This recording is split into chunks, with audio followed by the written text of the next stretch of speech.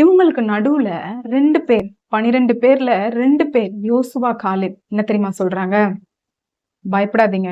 எளிதா நம்ம அவங்கள ஜெயிச்சிடலாம். அவங்க அப்படி ஒண்ணும் பலசாலிகள் அல்ல. அவங்கள காத்துட்டு இருந்த நிழல் அவங்கள விட்டு விலகிடுச்சு. நாங்க போய் பார்த்துட்டு வந்த தேசம் நல்ல தேசம், மகா நல்ல தேசம். அந்த தேசம் பாலும் தேனும் ஓடுகிற தேசம். கர்த்தர் நம்ம மேல பிரியமா இருக்கிறாரு. அவர் நிச்சயமா அந்த தேசத்தை நமக்கு தருவாரு. அதுக்குள்ள இருக்கிற ராட்சதர்கள், பெரிய பெரிய ஆட்கள்லாம் பார்த்து நீங்க பயப்படாதீங்க. அவங்க நமக்கு இரையாயிடுவாங்க.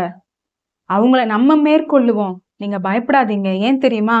கர்த்தர் நம்ம கூட இருக்காரு. அவ்ளோ கடினமான பார்வோன், எகிப்துல இருந்து அந்த பார்வோன் கையில இருந்து நம்மள விடுவிச்சு கூட்டிட்டு வந்தார்ல, இங்கேயும் நம்மள மேற்கொண்டு ஜெயிக்க வைப்பாரு. நம்மள அந்த தேசத்தை சுதந்திரிக்க வைப்பாரு அப்படின்னு சொல்லி யோசுவாவும் காலேபும் நம்பிக்கை கொடுக்கிற வார்த்தைகளை பேசுறாங்க. ஆனா அந்த ஜனங்கள் எதை தெரியுமா நம்பினாங்க? நம்பிக்கையற்ற அந்த 10 பேர் சொன்ன அந்த இருக்கிற சூழ்நிலைய அப்படியே நம்பினாங்க.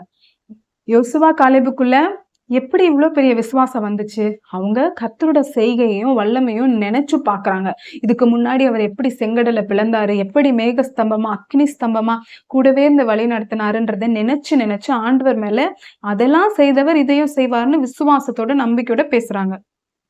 நம்ம கூட நம்ம வாழ்க்கையில எப்படி இருக்கணும்னா, இதுக்கு முன்னாடி ஒரு பிரச்சனையில நம்மள அழகா அப்படியே எந்த சேதமும் இல்லாம வெளியில கூட்டிட்டு வந்திருப்பாரு. ஆனா அடுத்த ஒரு பிரச்சனைக்குள்ள நம்ம போகும்போது ஒரு விதமான கலக்கம், ஐயோ நமக்கு ஏதோ ஆயிடும் தான் போல அப்படின்னு நம்ம பயப்படுவோம். ஆனா நம்ம ஒன்றை நல்லா ஞாபகப்படுத்தணும். என்ன தெரியுமா? ஆத்துமா கிட்ட சொல்லணும், ஆத்துமாவே அவர் செய்த உபகாரங்களை, உதவிகளை, அதிசயங்களை மறவாதே, ஒரு நாளும் மறவாத. நீ நினைச்சு பாரு, இதுக்கு முன்னாடி ஒரு பிரச்சனையில ஒரு பெரிய ஆபரேஷன், அதுல இருந்து உன்னை பத்திரமா கூட்டிட்டு வந்தார்ல, இது அவருக்கு எம்மாத்திரம். நிச்சயமா அவர் உன்னை இதுல இருந்தும் காப்பாத்தி கூட்டிட்டு வருவாரு. நாம நம்ம ஆத்துமா கிட்ட தைரியமா விசுவாசமா பேசணும்.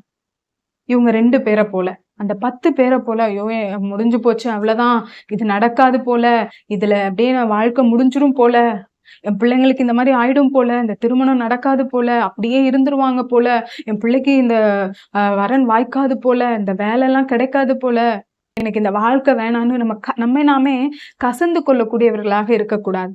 அவர் நமக்கு செய்த நன்மைகளை நினைச்சு பார்த்து கர்த்தருக்கு நன்றி செலுத்துகிறவர்களா நம்ம இருக்கணும். விசுவாசமா அறிக்கை பண்ணுகிறவர்களா இருக்கணும். கர்த்தர் நம்மோட இருக்காருன்னு சொல்லி. ஆனா இந்த 2 பேருக்குள்ள இந்த விசுவாசம் இந்த 10 பேருக்குள்ள இல்ல.